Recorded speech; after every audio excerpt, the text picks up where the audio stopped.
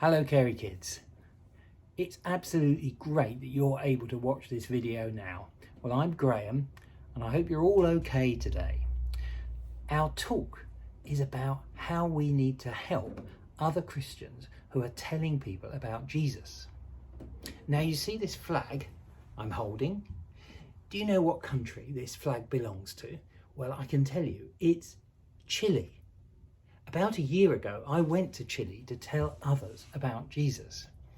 Now in Chile, they speak Spanish, and apart from a few phrases, I don't really know how to speak Spanish. So I needed a translator, someone who could listen to what I was saying in English and say it in the Spanish language to the person I was speaking to. I was speaking to them about Jesus.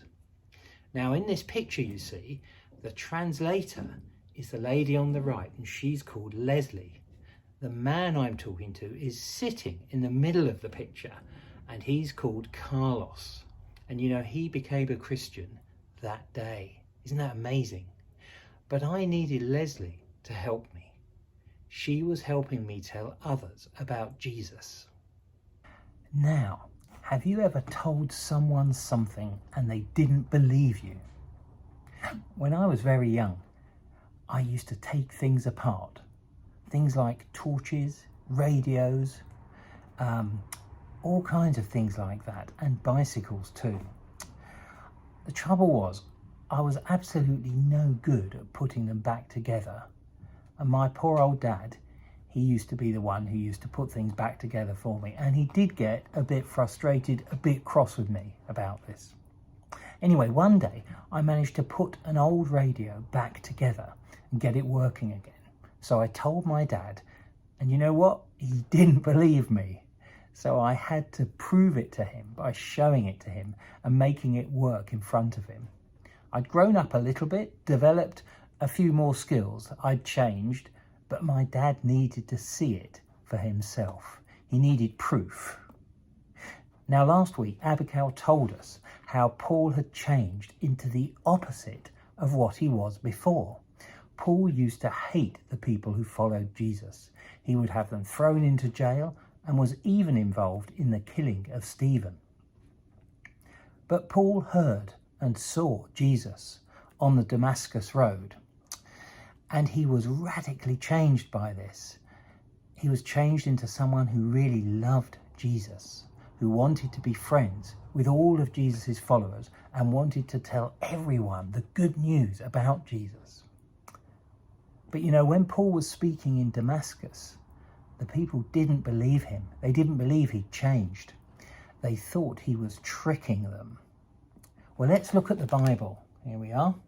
In Acts 9, verse 21, it says, all those who heard him were astonished and asked, isn't he the man who caused havoc in Jerusalem among those who called on his name? And hasn't he come to take them as prisoners to the chief priests? Later on in Damascus, some of the men were very angry with Paul and they wanted to kill him. They were planning to catch him on his way out of the city, which was surrounded by high walls. And again in the Bible, in Acts 9, verses 24 and 25, it says, but Paul learned of their plan. Day and night they kept close watch on the city gates in order to kill him. But his followers took him by night and lowered him in a basket through an opening in the city wall. Now Paul was being brave and he was teaching people about Jesus.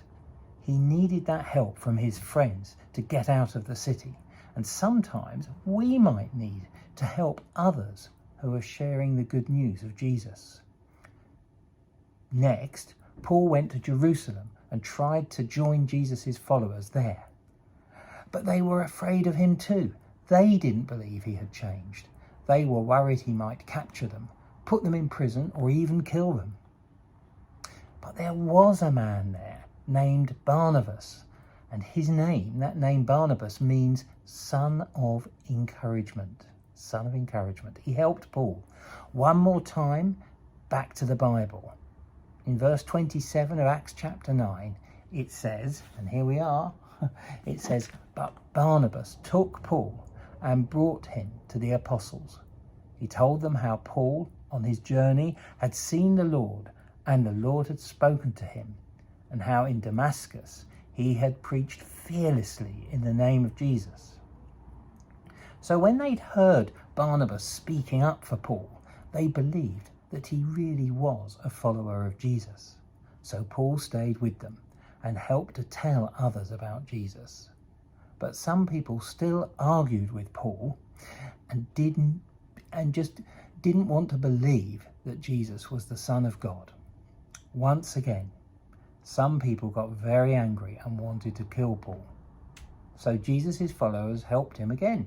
They put Paul on a boat so he could get away to his hometown, which is called Tarsus.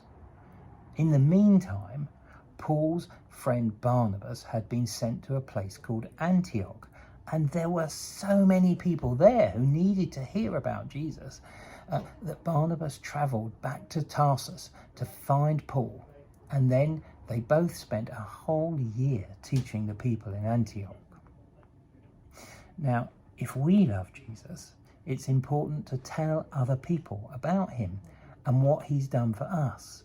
In fact, Jesus told all his followers to go out into all the world and tell other people about him.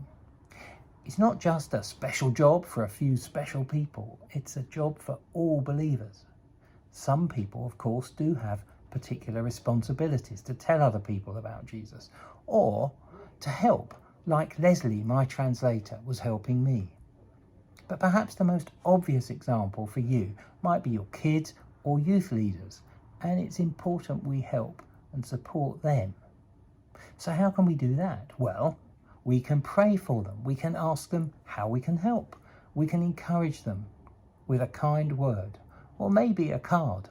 We can thank them for what they do. Perhaps we can offer to help them or work alongside them. And why not start by praying for them? And while you are praying, why not ask God to help you to tell others about Jesus as well? Well, thank you so much for listening. Have a really lovely day.